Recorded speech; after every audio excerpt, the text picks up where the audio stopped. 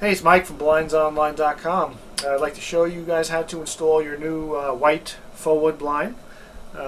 Once you've taken it out of the package and removed all the necessary packing components, you'll see that you have your blind, and this particular blind only comes in white. Yes, we call it coconut, but as you can see, it's just a plain old white.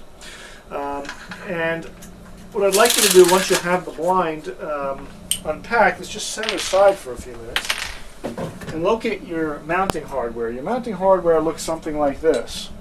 And if you'll notice, I opened each of the doors on each of the brackets. These are universal, where they can be used for either an inside mount or outside mount. However, there is a left side and right side bracket.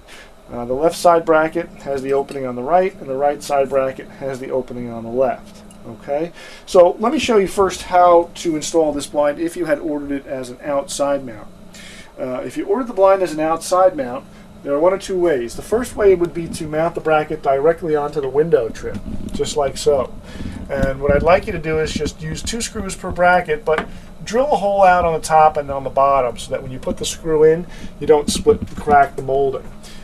If you choose to mount the blinds up above the window frame, like so, we're going to do the same thing, but make sure that you order the spacer block to go behind the bracket. What that'll do is push the bracket out far enough away from the wall so that when the blind goes up and down, it doesn't interfere with the window molding. Now I will show you how to install this blind. What we're going to do is we're going to install it as an inside mount, meaning it's going to get mounted inside the window frame.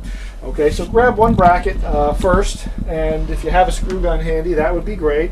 It always helps move things along. If you don't, you can always put the screws in by hand. It'll just take a few minutes longer. Make sure the door is open on the bracket, just like so, and have the door facing outward toward the room, and the back of the bracket we'll put all the way into the window frame like so. Now this window frame is about 3.5 inches deep, so you can gauge based on the depth of your window just how deep you'd like to set your blind, and of course it all depends on how deep the window frame is. But I'd like to put one screw up into the top, and I'd like to put another screw in the side, just like that. Okay, so we have our first bracket in place.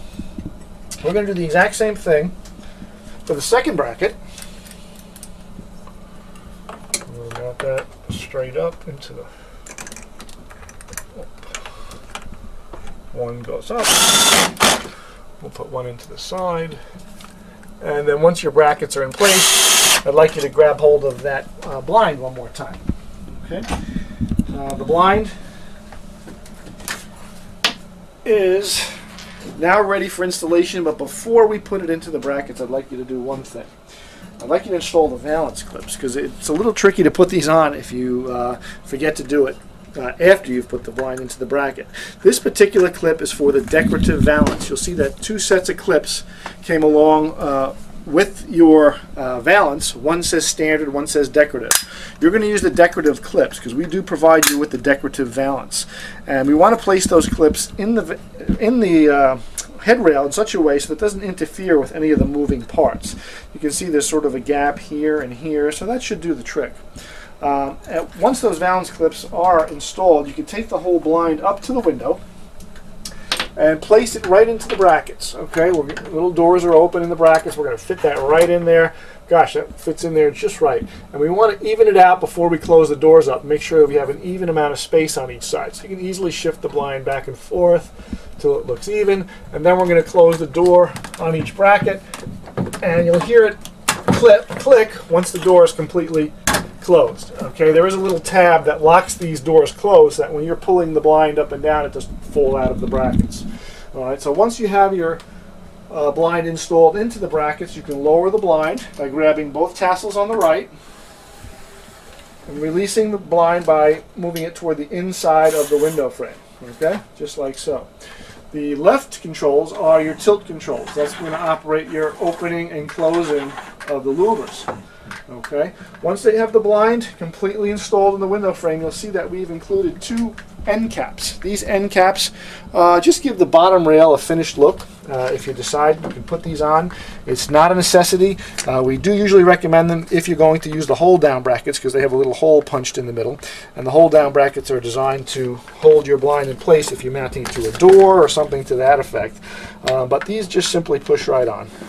Okay, and again, they're optional, but just in case you're wondering why they're in the box, this is why, just to give the ends a more finished look.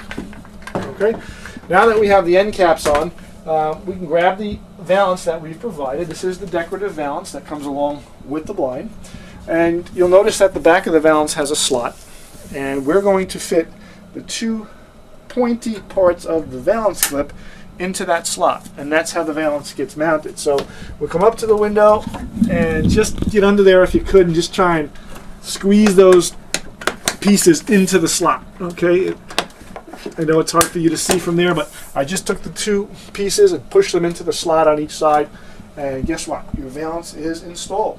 Now, that is the finished product. If you have any additional questions on how to install your 2-inch white faux wood blind, my name is Mike. Feel free to call me anytime, and thanks for watching.